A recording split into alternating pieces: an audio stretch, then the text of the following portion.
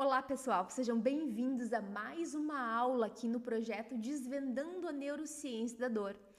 Esse projeto, então, é onde eu trago aulas gratuitas para vocês aqui no YouTube. Trago, então, postagens lá no Instagram, tem todo um arsenal de conteúdos gratuitos, mas que faz parte também de um curso onde eu ofereço para vocês conteúdos sobre posicionamento de carreira, sobre prática clínica, tudo dentro desse mundo da dor crônica, que não é específica do fisioterapeuta que trabalha com esse nicho de mercado. É muito importante que o fisioterapeuta que deseja manejar a dor do seu paciente, que essa é a nossa principal procura, né? As pessoas nos procuram para manejar isso, que ele saiba de conceitos modernos sobre dor. Então é isso que meu curso se propõe.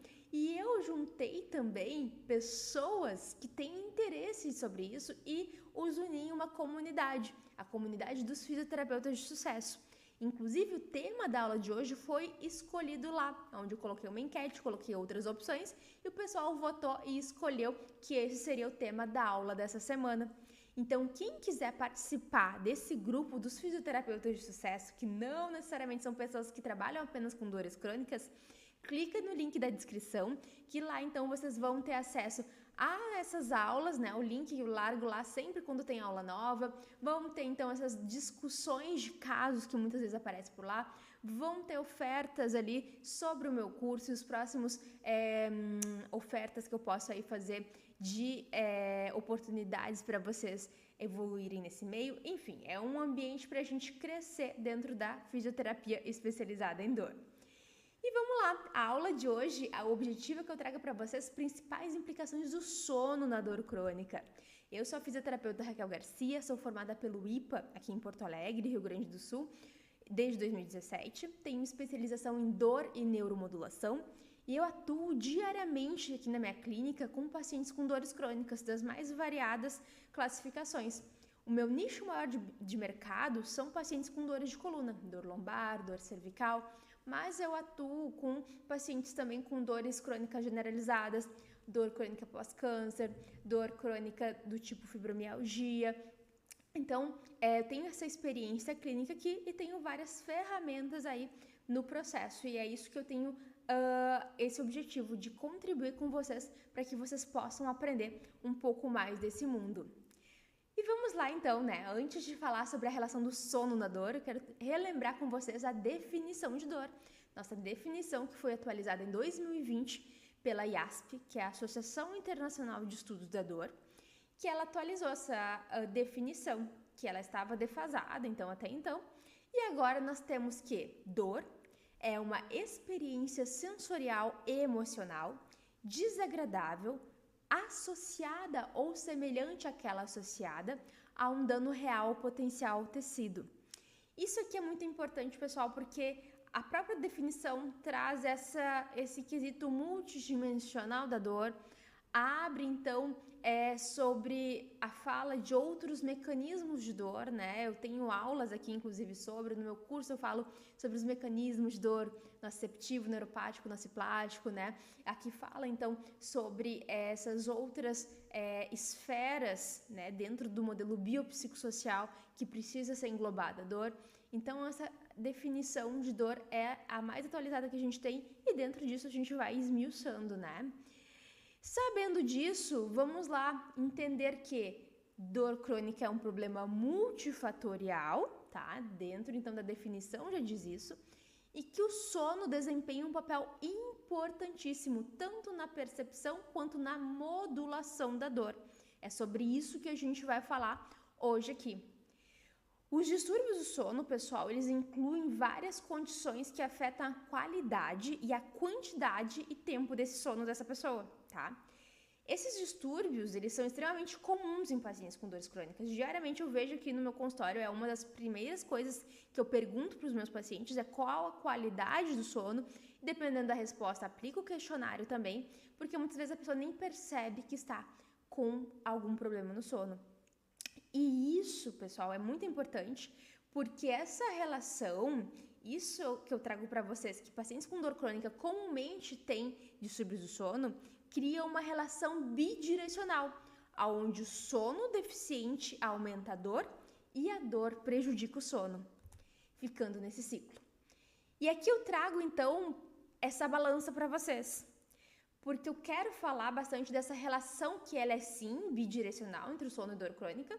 O sono prejudica a dor prejudica o sono, né? Sabendo, então, que a dor, ela interfere no sono de pacientes com dor crônica, porque eles frequentemente apresentam insônia ou um sono mais fragmentado, por ter essa dificuldade de relaxamento, que é tão necessário, né, pra gente adormecer. Eles falam que o cérebro não desliga, a pessoa fica só focando, digamos, ali na percepção da dor, e que essa dor constante ou essa hipervigilância também no seu corpo mantém o nosso sistema nervoso em estado de alerta, prejudicando então um sono profundo e reparador.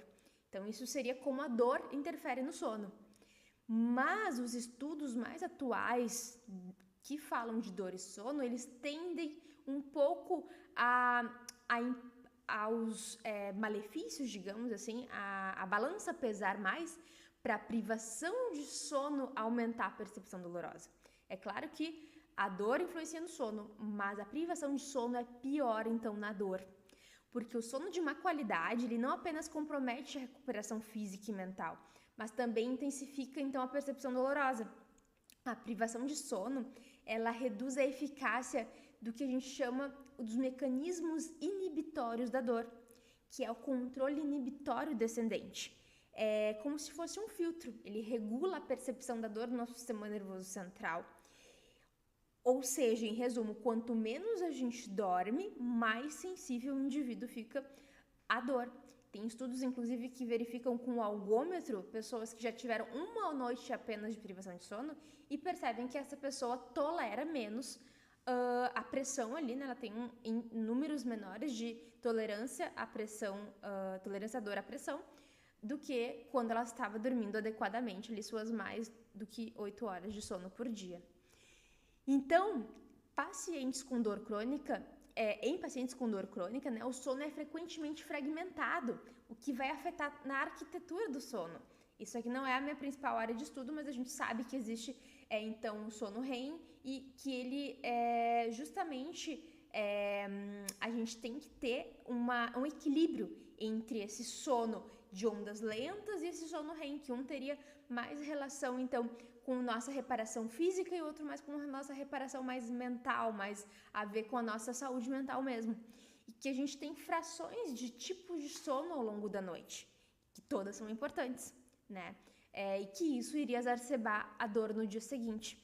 Então, vocês imaginam, se a gente tem fragmentos de tipos de sono ao longo da noite, e que cada tipo de sono vai atuar, um mais na recuperação física, o outro mais na recuperação mental, se a gente já tira um pouco dessa quantidade de sono, a gente já bagunça toda essa balança, né?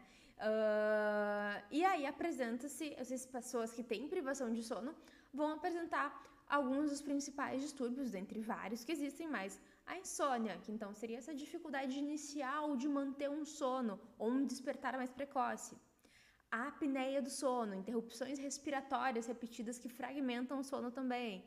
A síndrome das pernas inquietas, sensação de desconforto nas pernas durante repouso que afeta a qualidade do sono. Esses aqui são os principais distúrbios que os estudos, né, apresentam e que eu vejo diariamente aqui com os meus pacientes aqui no consultório. Então acaba ficando esse ciclo. Um sono prejudicado, que altera a dor, que altera já a saúde mental também, porque o principal sintoma de uma privação de sono é a irritabilidade. Dor já altera muito o humor da pessoa, então fica cada vez pior a situação, né? E um exemplo de condição clínica muito comum que eu vejo então aqui no consultório é a fibromialgia, onde a privação de sono é um dos principais fatores, os principais gatilhos dessa condição, que eles frequentemente relatam não ter um sono reparador, o que aumenta então essa dor difusa, generalizada, a fadiga que já é bastante relatada. Então esses pacientes apresentam bastante essa dificuldade de entrar num sono profundo, né? Pois bem, quero falar um pouquinho para vocês também sobre a redução dos mecanismos inibitórios da dor, um pouco mais a ver com a neurociência, né? Nós sabemos que nós temos no nosso cérebro mecanismos inibitórios da dor. Nós temos então, lá no cérebro, como se fosse um filtro que bloqueia, então, muitos dos estímulos que seriam interpretados como dor.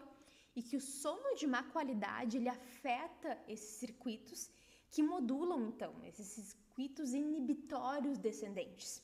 Que justamente, como eu falei para vocês ali, né, até coloquei ele no texto, que o sistema age como um filtro natural que bloqueia a dor ali a nível do sistema nervoso central. Então, que a falta de sono reduz a eficácia desse sistema, fazendo com que a pessoa sinta mais dor com estímulos menores. A gente consegue ver diariamente aqui, eu testo com o algômetro. Quem não viu ainda, tem uma aula aqui no YouTube sobre, mas esse aqui, ó, então é um aparelhinho que a gente consegue avaliar a dor por pressão, tá? Pacientes com dor. Então, a gente tem essa redução dessa inibição. E os estudos também indicam que a privação de sono aumentam a facilitação, ou seja, uma via de cima para baixo e de baixo para cima.